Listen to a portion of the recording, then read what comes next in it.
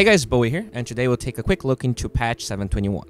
I think one of the biggest changes is also the most seemingly innocent one. What this means, in rough terms, is heroes now scale more with levels than stat items in comparison to the last patch. A good example for it is PA. Check Resolution's PA in the last patch. The current PA has 20% less armor than the old one with the same items, meaning that she takes 10% more damage. It's harder to check attack speed from a video like this one, but she also attacks faster than the current PA, because while you do have 3 more agility in this patch in comparison to Resso's, all of that agility that he has gives him perks from the items and the levels, which also increases attack speed. Some heroes like Terrorblade are affected a little bit less by it because they have so much agility gain that as they get more levels, they compensate the loss. And I mean, obviously, you have to note that I'm looking at one point in the game.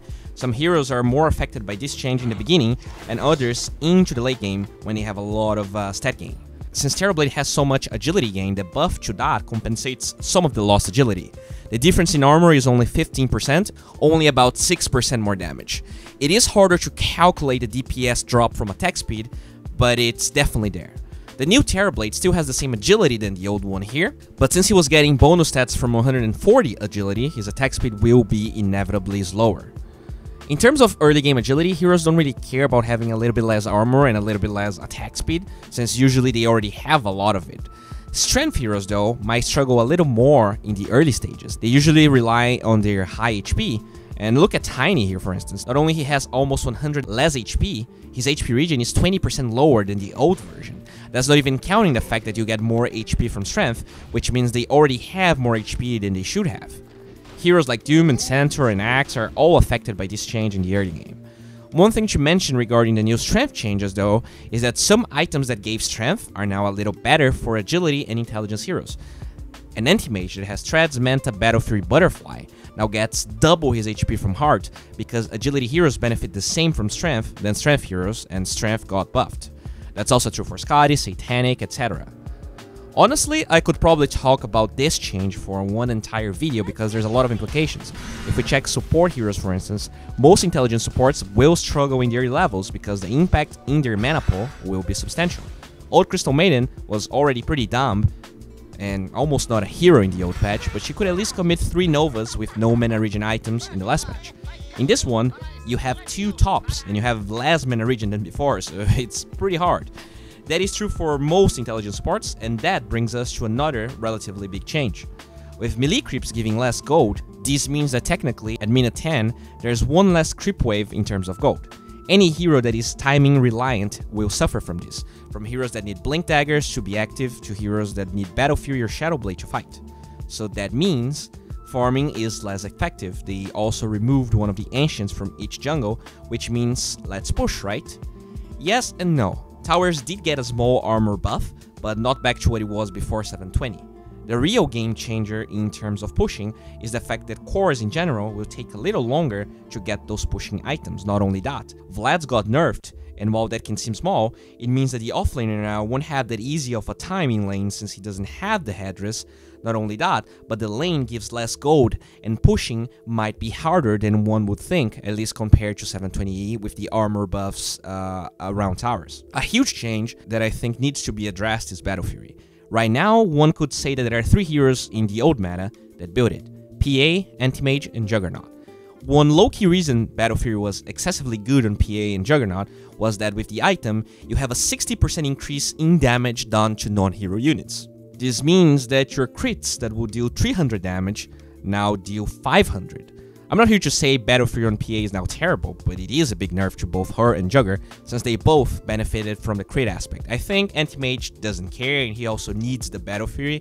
I think it's gonna take some time until like a non-Battle Fury build for Anti-Mage actually shows up. Whereas Juggernaut and PA, they do have other routes, and we might see some more Desolator PA and, I don't know, Diffusal Blade Juggernaut. I think Holy Locket also needs to be talked about. This might finally become a more common item, since it uses the energy booster. Both supports and cores that go Arcane Boots now have a chance to go for it, and in a new meta where supports will be a little bit more mana hungry than before, since their extra mana takes time to come back, so their bigger intelligence gains don't matter that much. This means that Arcane Boots is going to be purchased more, and you will have the chance to deviate to Holy Locket eventually if needed. Ice Frog definitely feels undecisive about the other boots though, Treads and Phase Boots. The new iteration of Phase Boots still brings armor, but less damage than the 719 boots. Melee heroes benefit quite a bit from it, whereas range heroes get less. The new Treads is pretty much the old Treads, which is quite a confusing sentence, but that comes to pair nicely with what Ice Frog is doing. Overall, I think that the new Phase Boots is better than the 720E, because Treads actually got nerfs now. Obviously, there's a lot of value in building the upgraded boots in the side shop, but 6 armor is definitely a nice addition to a lot of those strength heroes that will start to become a little bit more popular. Now comes the time to select the winners and losers of the patch. Sometimes this decision is hard because the first changes we talked about might conflict with direct changes heroes received, so take these with a grain of salt since I'm not a pro player and since I'm biased. A lot of people might not even be aware of Night Stalker's current situation. I think this hero is very strong at the moment. Probably not as the position 4 we used to know, although I wouldn't be surprised to see it being run like that. This hero now gets the eggs at level 6. Not only that, he has unobstructed movement around any areas when he uses the ult. A lot of bonus damage comes from the ult as well. I think this hero might become a core again. Regardless of what happens to him, I think he has a lot of potential. Nyx Assassin. When you read these buffs, kinda like Night Stalker, it doesn't scream, I'm broken. But think about it. He is an agility hero, so even as a support, his impact early on is unaffected by the loss of mana on the other heroes. He also got a little bit of move speed, a little bit of extra strength, a level 10 GPM talent that is now good, and some amp if you want to play like this, and a lot of the meta supports got nerfed. It might take some time to see this hero, but with OD still feeling strong, Pugna, Skywrath Mage, all of these heroes being popular, this hero is bound to show up eventually. Ursa is another hero that had pretty normal changes. Some might even say that the hero got nerfed, but you have to think of two things here. The first one is that Ursa is not a hero that cares that much about his armor or attack speed, which means the agility changes are barely there. Then, you add the fact that Phase Boots is awesome on him, and he got a lot of base move speed. This hero gets 460 move speed with only Phase Boots.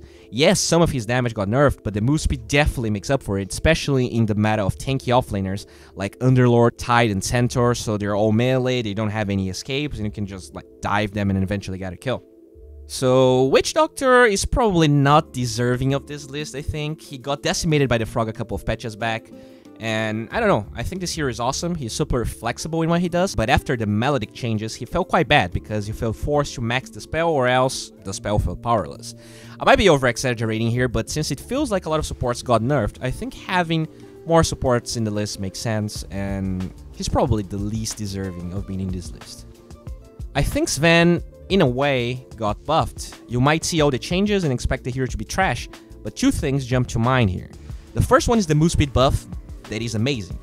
And the second one is the Warcry change. Since it scales with strength now, support Sven doesn't feel that strong anymore with the way the skill is scaling. Then you look at Stormhammer, and it also got nerfed. The thing is, Carry Sven doesn't care about either of those changes. In fact, Carry Sven at level 25 can give close to 700 physical damage mitigation to everyone.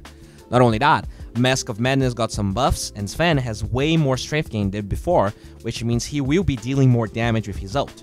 On top of that, since you get the move speed buff with Sanjin Yasha, this hero is running at 520 move speed with Warcry. Goodbye being kited. Shadow Demon is a similar hero to Witch Doctor in this list. This hero didn't get insane buffs, but the hero already felt strong before the patch and received very big mana buffs in his spells in this one. The new Soul Catcher is insane and probably did not catch up because the other famous supports were way too strong. I think this hero might have a little bit of a space in this new meta. Chen is another hero that needs to be here, while Divine Favor needed a nerf. Chen still got no nerfs besides the damage removal on the spell. Hand of God is better, mana costs are better, a lot of buffs, and I think the most important one is the double Divine Favor on non-hero units. This hero already loved catapults, and with the new changes, catapults and Chen are 2019's favorite Valentines. This clip has a Vlad Solar Crest Chen carrying one catapult, and you can see how much damage you're dealing with this.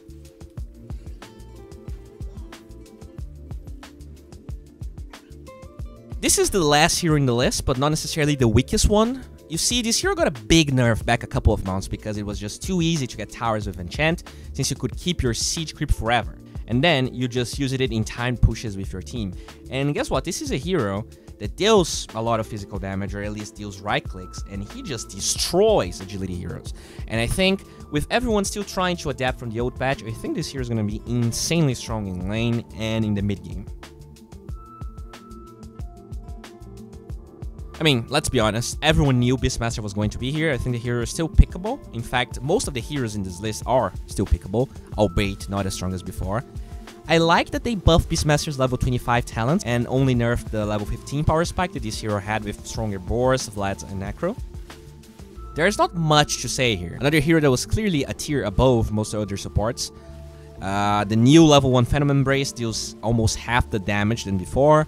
While most supports got mana decreases, this hero got mana increases whilst losing the early mana. Even Inkswell got a 4th or 5th nerf or something, and still, this hero is probably still awesome.